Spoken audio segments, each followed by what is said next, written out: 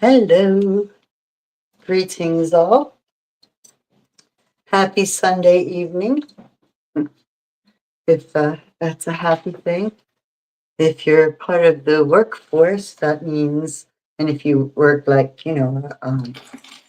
Monday through Friday job, that means that tomorrow is back to work. You know what? I shall return.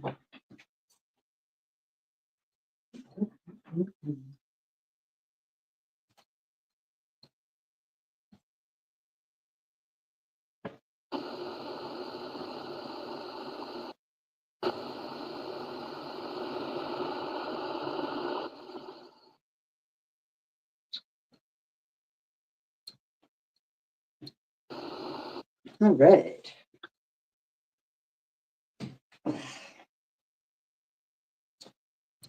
There we go. Okay, so let's see, is it 8 o'clock yet? Oh, yep, 8 o'clock. We are ready to rock. I just need to straighten out myself here, get myself comfy, right? As I kick back and read for the next hour, right? Ah, kind of getting a bit, a bit tangled in my robe. On one hand, I have broke my hand, broke my wrist, whatever. And so, yeah, it takes me a little bit longer to do things. Definitely a little bit longer to get things together here. So, all right. Well, here we are um, to continue with reading our story, The Hidden Staircase, right? Hey, Judy, how are you? Um, Anybody out there live like Judy? You can text me, you can chat. Um, Let me know what you're thinking, what have you, if you're out there. If you're not out there during this live stream, then when you later on go back to look at your YouTube and your Facebook pages, you'll be able to replay this later. So that works as well. Anyway, first of all, I'm Sharon Schultz, and I'm known as the Bay Lady. Most of my outside tours are, going different places and stuff. This is a little bit a different departure doing my little podcast here. Um, it is good for a bad weather treat, right? It's cold outside, so I haven't been out there running around too much, as you can imagine. So all of my tours are tip based. They're free tours, and so I run on tips. And if you would like to contribute to my content, to my cause, you can find me on you can find on my Facebook page and on my YouTube channel. I have a link to a platform called Buy Me a Coffee. It's so perfect for me because I love coffee, and it just it's a place to leave a tip, and it's like you buy a cup of coffee, and I like coffee, so it all works. You'll find the link on my YouTube channel and my Facebook page. Okay, so without further ado, shall we get back to our story? All right. So we're on chapter, let's see, seven. We did, okay, 7, 8, and 9 is our story tonight. So for those of you just popping in, you can find this on uh, previous videos, previous podcasts on my page and channel as well. So if you want to get back to the beginning of the book, we've had 2 readings so far, and this is our 3rd reading, and we will begin The Hidden Staircase by Carolyn Keene. Chapter 7, Frightening Eyes. Within 5 seconds, Nancy had reached the second floor. The violin playing suddenly ceased. She raced into Miss Flora's room, from which the sounds had seemed to come. The radio was not on. Quickly, Nancy felt the instrument to see if it were even slightly warm to prove that it had been in use. The music wasn't being played on this, she told herself, finding the radio cool. As Nancy dashed from the room, she almost ran into Helen. "What did you find out?" her friend asked breathlessly. "Nothing so far," Nancy replied, as she raced into Aunt Rosemary's bedroom to check the bedside radio in there. This instrument, too, felt cool to the touch. She and Helen stood in the center of the room, puzzled frowns creasing their foreheads. "There was music, wasn't there?" Helen questioned. "I distinctly heard it," Nancy replied. "But where is the person who played the violin? Or put a disc on a record player? Or turned on a hidden radio? Helen, I'm positive an intruder comes into this mansion by some secret entrance and tries to frighten us all." "And succeeds," Helen answered. "It's positively eerie and dangerous," Nancy thought. "Let's continue our search right after breakfast tomorrow," Helen proposed. "We will," Nancy responded. "But in the meantime, I believe Miss Flora and Aunt Rosemary, to say nothing of ourselves, need some police protection." "I think you're right," Helen agreed. "Let's go downstairs and suggest it to the others." The girls suggested to the others. The girls returned to the first floor, and Nancy told Mrs. Hayes and her mother of the failure to find the cause of the violin playing and what she had in mind.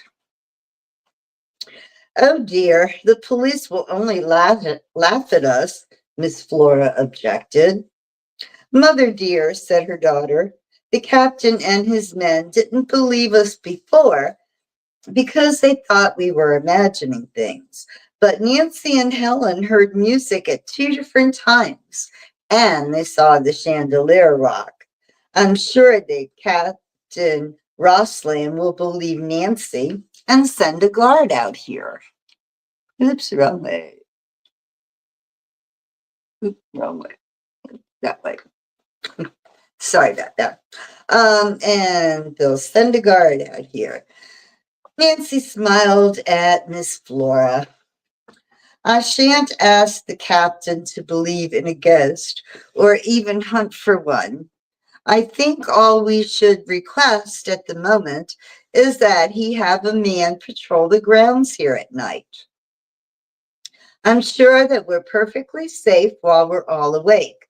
But I must admit, I'd feel a little uneasy about going to bed wondering what that ghost might do next." Mrs. Turnbull finally agreed to the plan, and Nancy went to the telephone. Captain Rosslyn readily agreed to send a man out a little later. "He'll return each night as long as you need him," the officer stated, "and I'll tell him not to come. I'll tell him not to ring the bell to tell you when he comes. If there is anyone who breaks into the mansion by a secret entrance, it would be much better if he doesn't know that a guard is on duty." "I understand," said Nancy. When Miss Flora, her daughter, and the 2 girls went to bed, they were confident they would have a restful night. Nancy felt that if there was no disturbance, then it would indicate that the ghost means of entry into Twin Elms was directly from the outside. In which case, she thought, it will mean he saw the guard and didn't come inside the house. The sleuth's desire for a good night's sleep was rudely thwarted as she awakened about midnight with a start. Nancy was sure she heard a noise nearby, but now the house was quiet. Nancy listened intently, then finally got out of bed. Perhaps the noise I heard came from outdoors, she told herself. Tiptoeing to a window so that she would not awaken Helen, Nancy peered out into the moonlit grounds. Shadows made by tree branches, which swayed in a gentle breeze, moved back and forth across the lawn. The scent from a rose garden in full bloom was coming towards Nancy. What a heavenly night, she thought. Suddenly, Nancy gave a start. A fugitive figure had darted from behind a tree toward a clump of bushes. Was he the guard, or was he the ghost? She wondered. Nancy watched intently to see if she could deter any further movements of the mysterious figure. She heard padding footsteps in the hall. In a moment, there was a loud knock on her door. Nancy, wake up! Nancy, come quick! The voice was Miss Flora's, and she sounded extremely frightened. Nancy sped across the room, unlocked her door, and opened it wide. By this time, Helen was awake and out of bed. What happened? She asked sleepily. Aunt Rosemary had come into the hall also. Her mother didn't say a word, just started back toward her own bedroom. The others followed, wondering what they would find. Moonlight brightened part of the room, but the area near the hall was dark. There, up there, Miss Flora pointed to a corner of the room near the hall. Two burning eyes looked down on the watchers. Instantly, Nancy snapped on the wall light, and the group gazed upward at a large brown owl perched on the old-fashioned ornamental picture molding. Oh, Aunt Rosemary cried out. How did that bird get in here? The others did not answer at once. Then Nancy, not wishing to frighten Miss Flora, remarked as casually as she could, it probably came down the chimney. But, Helen started to say, Nancy gave her friend a warning wink, and Helen did not finish the sentence. Nancy was sure she was going to say that the damper had been closed and the bird could not possibly have flown into the room from the chimney. Turning to Miss Flora, Nancy asked whether or not her bedroom door had been locked. Oh, yes, the elderly woman insisted. I wouldn't leave it unlocked for anything. Nancy did not comment, knowing that Miss Flora was a bit forgetful.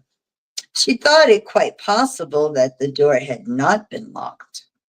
An intruder had entered, let the owl fly to the picture molding, then made just enough noise to awaken the sleeping woman. To satisfy her own memory about the damper, Nancy went over to the fireplace. Nancy went over to the fireplace and looked inside. The damper was closed. But if the door to the hall was locked, she reasoned, then the ghost has some other way of getting into this room. And he escaped the detection of the guard. I don't want that owl in here all night, Miss Flora broke into Nancy's reverie. We have to get it out. That's not going to be easy, Aunt Rosemary spoke up. Owls have very sharp claws and beaks. and they use them viciously on anybody who tries to disturb them. Mother, you come and sleep in my room the rest of the night. We'll chase the owl out in the morning. Nancy urged Miss Flora to go with her daughter. I'll stay here and try getting Mr. Owl out of the house. Have you a pair of old heavy gloves? I have some in my room, Aunt Rosemary replied. They're thick leather. I use them for gardening. She brought them to Nancy, who put the gloves on at once. Then she suggested that Aunt Rosemary and her mother leave. Nancy smiled.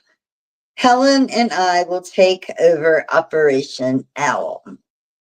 As the door closed behind the two women, Nancy dragged a chair to the corner of the room beneath the bird. She was counting on the fact that the bright overhead light had dulled the owl's vision, and she would be able to grab it without too much trouble. Helen, will you open one of the screens, please? She requested, and wish me luck. Don't let that thing get loose, Helen warned as she unfastened the screen and held it far out. Nancy was reaching up and by stretching was just able to grasp the bird. In a lightning movement, she had put her two hands around its body and imprisoned its claws. At once, the owl began to bob its head and peck at her arms above the gloves. Wincing with pain, she stepped down from the chair and ran across the room. The bird squirmed, darting its beak in first one direction, then another. But Nancy managed to hold the owl in such a position that most of the pecking missed its goal. She held the bird out the window, released it, and stepped back. Helen closed the screen and quickly fastened it. Oh, Nancy said, gazing ruefully at her wrists, which now showed several bloody digs from the owl's beak. I'm glad that's over. And I am too, said Helen. Let's lock Miss Flora's door from the outside so the ghost can't bring in any owls to the rest of us. Suddenly, Helen grabbed Nancy's arm. I just thought of something, she said. There's supposed to be a police guard outside, yet the ghost got in here without being seen. Either that, or there's a secret entrance to this mansion which runs underground, probably to one of the outbuildings on the property. Nancy now told about the fugitive figure she had seen dart from behind a tree. I must find out right away if it was the ghost or the guard. I'll do a little snooping around. It's possible that the guard didn't show up. Nancy smiled, but if he did and he's any good, he'll find me. All right, said Helen, but Nancy, do be careful. You're really taking awful chances to solve the mystery of Twin Elms. Nancy laughed softly as she walked back to the girls' bedroom. She dressed quickly, then went downstairs, put the back door key in her pocket, and let herself out of the house.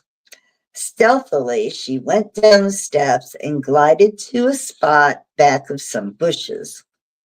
Seeing no one around, she came from behind, then ran across the lawn to a large maple tree. She stood among the shadows for several moments. Then she darted out towards a building in what in colonial times had been used as the kitchen. Halfway there, she heard a sound behind her and turned. A man stood in the shadows not 10 feet away. Quick as a wink, one hand flew to a holster on his hip. Halt, he commanded. Treat time. Mm.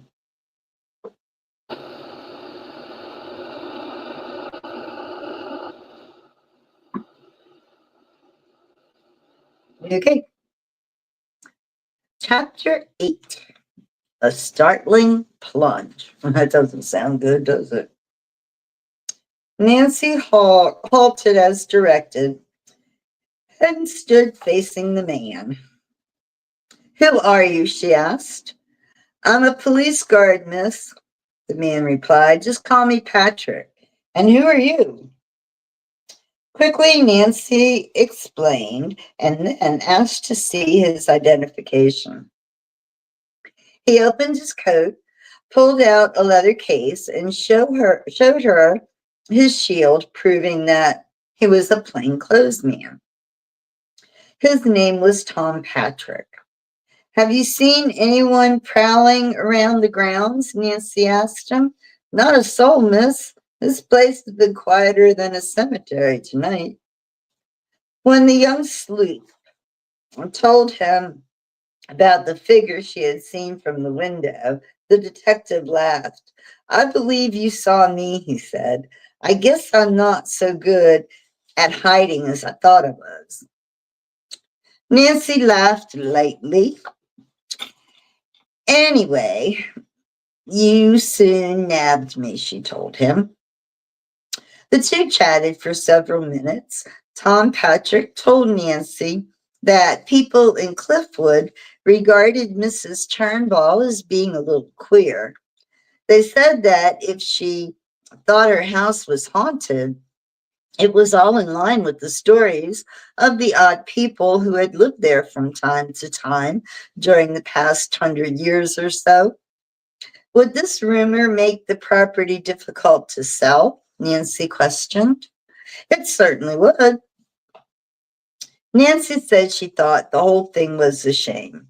Mrs. Turnbull is one of the loveliest women I've ever met, and there's not a thing the matter with her except that once in a while she's forgetful. You don't think that some of these happenings we've heard about are just pure imagination? Tom Patrick asked. No, I don't. Nancy now told him about the owl in Miss Flora's bedroom. The door was locked. Every screen was fastened and the damper in the chimney closed. You tell me how the owl got in there. Tom Patrick's eyes opened wide. You say this happened only a little while ago? He queried. When Nancy nodded, he added, Of course, I can't be everywhere on these grounds at once, but I've been round and round the building. I've never stopped walking since I arrived. I don't see how anyone could have gotten inside that mansion without my seeing them. I'll tell you my theory, Nancy said. I believe there's a secret underground entrance from some other place on the grounds. It may be in one of those other buildings. Anyway, tomorrow morning I'm going on a search for it. Well, I wish you luck, Tom Patrick said, and if anything happens during the night, I'll let you know. Nancy pointed to a window on the second floor. That's my room, she said. If you don't have a chance to use the door knocker, just throw a stone up against the screen to alert me. I'll wake up instantly. The guard promised to do this, and Nancy went back into the mansion. She climbed the stairs and for a second time that night undressed. Helen had already gone back to sleep, so Nancy crawled into the big double bed noiselessly. The two girls awoke the next morning about the same time, and immediately Helen asked for full details of what Nancy had learned outdoors the night before. After hearing how her friend had been stopped by the guard, she shivered. You might have been in real danger, Nancy, not knowing who he was. You must be more careful. Suppose that man had been the ghost. Nancy laughed but made no reply. The girls went downstairs and started to prepare breakfast. In a few minutes, Aunt Rosemary and her mother joined them. Did you find out anything more last night? Mrs. Hayes asked Nancy. Only that a police guard named Tom Patrick is on duty, Nancy answered. As soon as breakfast was over, the young sleuth announced that she was about to investigate all the outbuildings on the estate. I'm going to search for an underground passage leading to the mansion. It's just possible that we hear no hollow sounds when we tap the walls because of double doors or walls where the entrance is. Aunt Rosemary looked at Nancy intently. You're a real detective, Nancy. I see now why Aunt Helen wanted us to ask you to find our ghost. Nancy's eyes twinkled. I may have some instinct for sleuthing, she said, but unless I can solve this mystery, it won't do any of us much good. Attired in sports shorts and jeans, the girls left the house. Nancy led the way first to the old ice house. She rolled back the creaking sliding door and gazed within. The tall, narrow building was about 10 feet square. On one side was a series of sliding doors, one above the other. I've heard Miss Flora say, Helen spoke up, that in days gone by, huge blocks of ice were cut from the river when it was frozen over and dragged here on a sledge. The blocks were stored here and taken off from the top down through those various sliding doors. The story rather rules out the possibility of any underground passage leading from this building, said Nancy. I presume there was ice in here most of the year. The floor was covered with dank sawdust, and although Nancy was sure she would find nothing of interest beneath it, still she decided to take a look.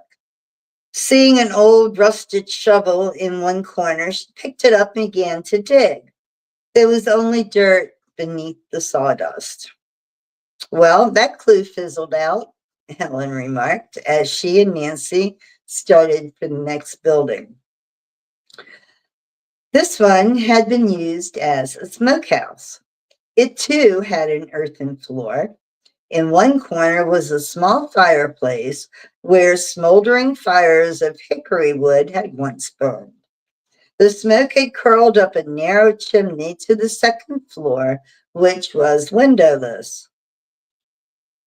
Rows and rows of huge chunks of pork hung up there on hooks to be smoked, Helen explained, and days later turned into luscious hams and bacon.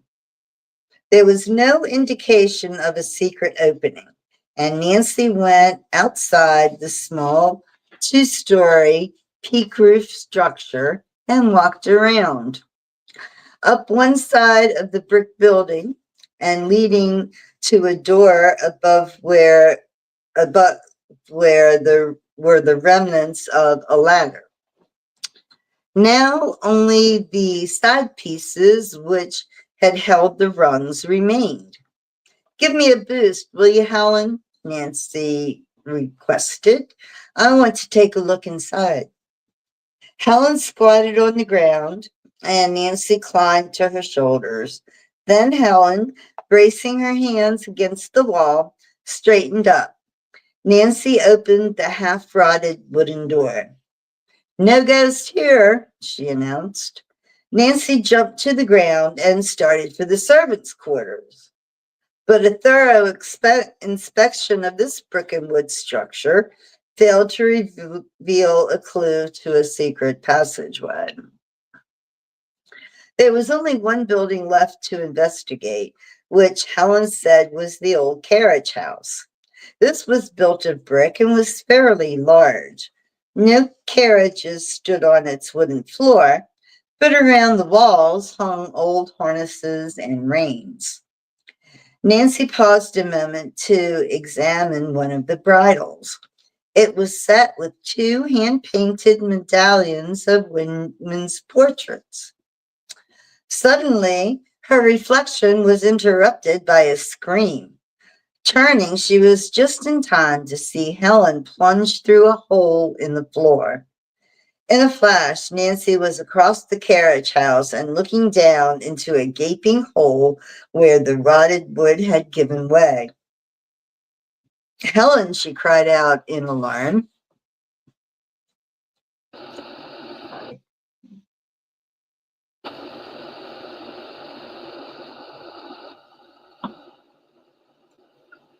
I'm all right, came a voice from below. Nice and soft down here. Please throw me your flashlight. Nancy removed the flashlight from the pocket of her jeans and tossed it down. I thought maybe I'd discovered something, but this is just a plain old hole. Give me a hand, will you, so I can climb up? Nancy lay flat on the floor with one arm, grabbed a supporting beam that stood in the center of the carriage house. Reaching down with the other arm, she assisted Helen in her ascent. We better watch our step around here, Nancy said, as her friend once more stood beside her. You're so right, Helen agreed, brushing dirt off her jeans.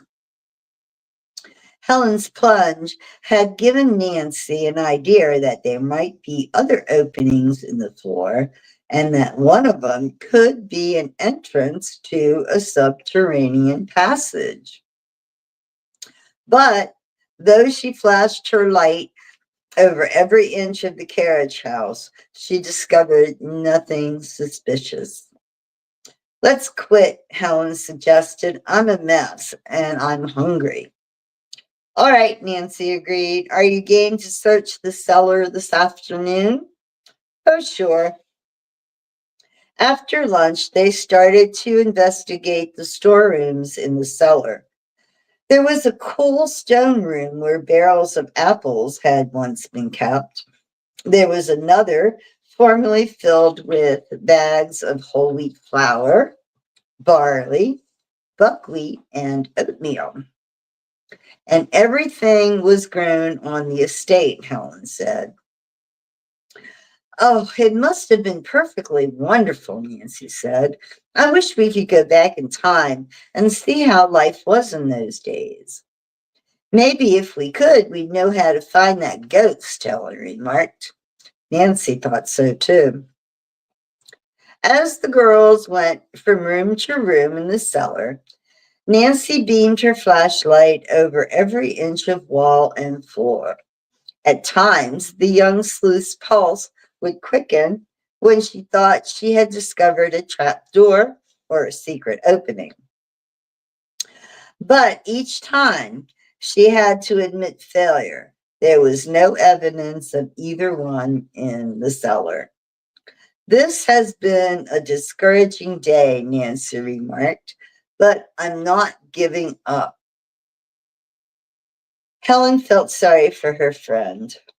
To cheer Nancy, she said with a laugh, storeroom after storeroom, but no room to store a ghost. Nancy had to laugh, and together the two girls ascended the stairway to the kitchen. After changing their clothes, they helped Aunt Mary prepare the evening dinner. When the group had eaten and later gathered in the parlor, Nancy reminded the others that she expected her father to arrive the next day. Dad didn't want me to bother meeting him, but I just can't wait to see him. I think I'll meet all the trains from Chicago that stop here. I hope your father will stay with us for 2 or 3 days, Miss Flora spoke up. Surely he'll have some ideas about our ghost. And good ones, too, Nancy said. If he's on the early train, he'll have breakfast with us. I'll meet it at 8 o'clock. But later that evening, Nancy's plans were suddenly changed. Hannah Gruen telephoned her to say that a man at the telegraph office had called the house a short time before to read a message from Mr. Drew. He had been unavoidably detained and would not arrive on Wednesday. In the telegram, your father said that he will let us know when he will arrive, the housekeeper answered. I'm disappointed, Nancy remarked, but I hope this delay means that Dad is on the trail of Willie Wharton. Speaking of Willie Wharton, said Hannah, I heard something about him today. What was that? Nancy asked. That he was seen down by the river right here in River Heights a couple days ago. Okay, we're up to chapter 9.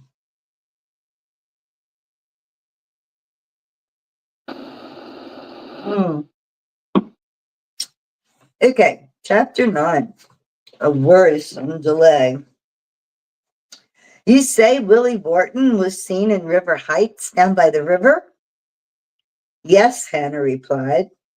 I heard it from our postman, Mr. Ritter, who is one of the people that sold property to the railroad.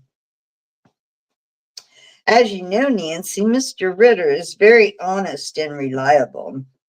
Well, he said he'd heard that some of the property owners were trying to horn in on this deal of Willie Wharton's for getting more money. But Mr. Ritter wouldn't have a thing to do with it, calls it a holdup. Did Mr. Ritter himself see Willie Wharton? Nancy asked eagerly. No, the housekeeper replied. One of the other property owners told him Willie was around. That man could be mistaken, Nancy suggested. Of course he might, Hannah agreed, and I'm inclined to think he is. If your father is staying over in Chicago, it must be because of Willie Wharton. Nancy did not tell Hannah what was racing through her mind. She said good night cheerfully, but actually she was very much worried. Maybe Willie Wharton was seen down by the river, she mused, and maybe Dad was unavoidably detained by an enemy of his in connection with the railroad bridge project. One of the dissatisfied property owners might have followed him to Chicago. Or, she reflected further, it was not inconceivable that Mr. Drew had found Willie Wharton only to have Willie hold the lawyer a prisoner. As Nancy sat lost in anxious thought, Helen came into the hall. Something the matter? She asked. I don't know, Nancy replied, but I have a feeling there is. Dad telegraphed to say he wouldn't be here tomorrow. Instead of wiring, he always phones me or Hannah or his office when he's away, and it seems strange he didn't do it this time. You told me a few days ago that your father had been threatened, said Helen. Are you afraid it has something to do with that? Yes, I am. Well, is there anything I can do? Hannah offered. Thank you, Helen, but I think not. There isn't anything I can do either. We'll just have to wait and see what happens. Maybe I'll hear from Dad again. Nancy looked so downcast that Helen searched her mind to find something that would cheer her friend. Suddenly, Helen had an idea and went to speak to Miss Flora and Aunt Rosemary about it. I think it's a wonderful plan if Nancy will do it, Aunt Rosemary said. Helen called Nancy from the hall and proposed that they all go to the attic to look in the big trunk containing the old costumes. We might even put them on, Miss Flora proposed, smiling girlishly. And you girls could dance the minuet, said, said Aunt Rosemary enthusiastically. Mother plays the old spinet very well. Perhaps she would play a minuet for you. I love your idea, Nancy said. She knew that the three were trying to boost her spirits, and she appreciated it. Besides, what they had proposed sounded like fun. All of them trooped up the creaky attic stairs. In their haste, none of them remembered to bring a flashlight. I'll go downstairs and get a couple, Nancy offered. Never mind, Aunt Rosemary spoke up. There are some candles and holders right here. We keep them for emergencies. She lit two white candles, which stood in old-fashioned, saucer-type brass holders, and led the way to the costume trunk. As Helen lifted the heavy lid, Nancy exclaimed in delight, "How beautiful the clothes are! You could see silks, satins, and laces at one side. At the other was a folded up rose velvet robe." She and Helen lifted out the garments and held them up. "They're really lovelier than our formal dance clothes today," Helen remarked, "especially the men's." Miss Flora smiled, "and a lot more flattering." The entire trunk was unpacked before the group selected what they would wear. This pale green silk gown with the ruffles would look lovely on you, Nancy, Miss Flora said. And I'm sure it's just the right size, too. Nancy surveyed the tiny waist of the ball gown. "I'll try it on," she said. Then laughingly she added, "But I'll probably have to hold my breath to close it in the middle." My, but the women in olden times certainly had slim waistlines. Helen was holding up a man's purple velvet suit. It had knee breeches, and the waistcoat had a lace ruffled front. There were a tricorn hat, long white stockings, and buckled slippers to complete the costume.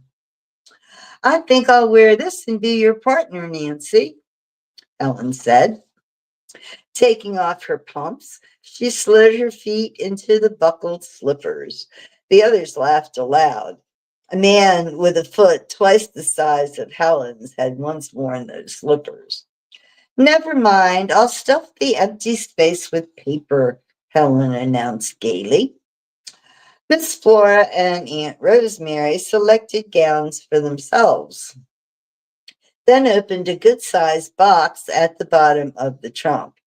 It contained various kinds of wigs worn in colonial times. All were pure white and fluffy.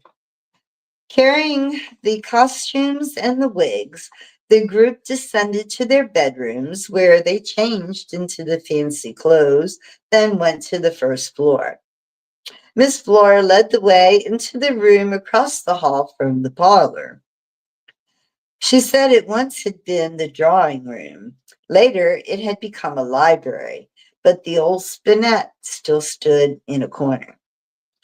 Miss Flora sat down at the instrument and began to play Beethoven's Minuet. Aunt Rosemary sat down beside her.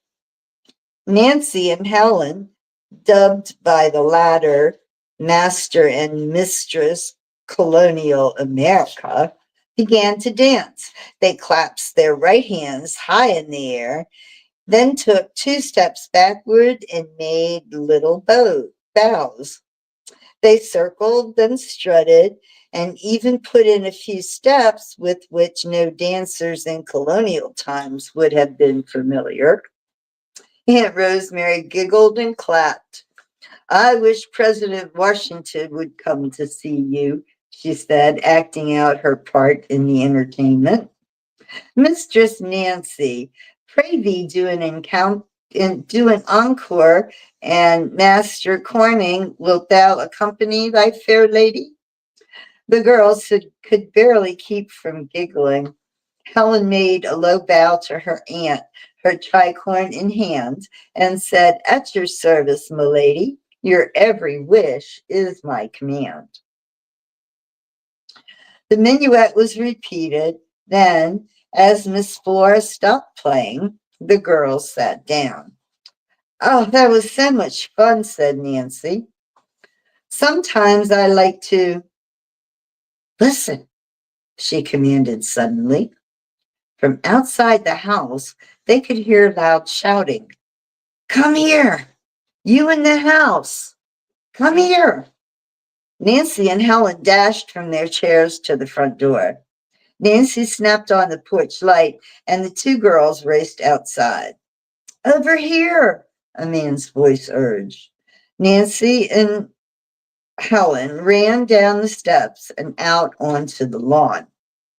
Just ahead of them stood Tom Patrick, the police detective. In a vice-like grip, he was holding a thin, bent-over man who the girls judged to be about 50 years of age. "Is this your ghost?" the guard asked. His prisoner was struggling to free himself, but was unable to get loose. The girls hurried forward to look at the man.